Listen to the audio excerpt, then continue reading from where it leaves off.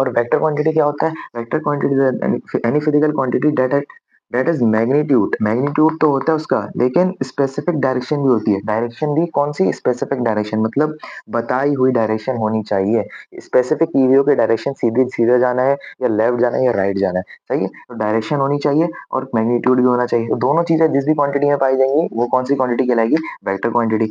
और इसको रिप्रेजेंट किससे करते हैं? नंबर से। नंबर से तो ऊपर को भी करते हैं। तो इन दोनों में फर्क क्या हुआ कि इसके नंबर के ऊपर क्या आता है? एरो। एरो का मतलब जैसे अगर 10 लिखा हुआ और 10 के ऊपर से एरो आ रहा हो तो इसका मतलब क्या है? ये कौन सी क्वांटिटी है? वेक्टर क्वांटिटी है।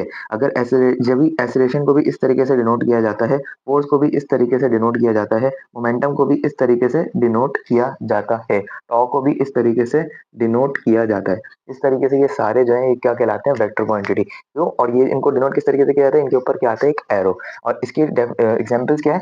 वेलोसिटी। वेलोसिटी स्पीड ही होती है, बस क्या दे देते हैं उसकी जगह? डायरेक्शन दे देते हैं। स्पीड के साथ साथ क्या दे देते हैं? डायरेक्शन दे देते हैं। और दूसरी क्या? फोर्स। फोर्स कोई भी कुवत जो एक चीज को हिलाने के लिए, एक जगह से मूव करने के लिए बरकरार होती हो। मूवमेंट। मोमेंटम। मोमेंटम क्या है? मोमेंटम हमने पढ़ा था इसे लास्ट वीडियो में, अगर किसी को समझना हो तो लिंक नीचे मौजूद है। ये सारे हमने पढ़ चुके हैं हम, कौन सी चीज क्या होती है, ठीक है? तो ये थी फिजिकल और वेक्टर क्वांटिटी के डिफरेंस बिटवीन।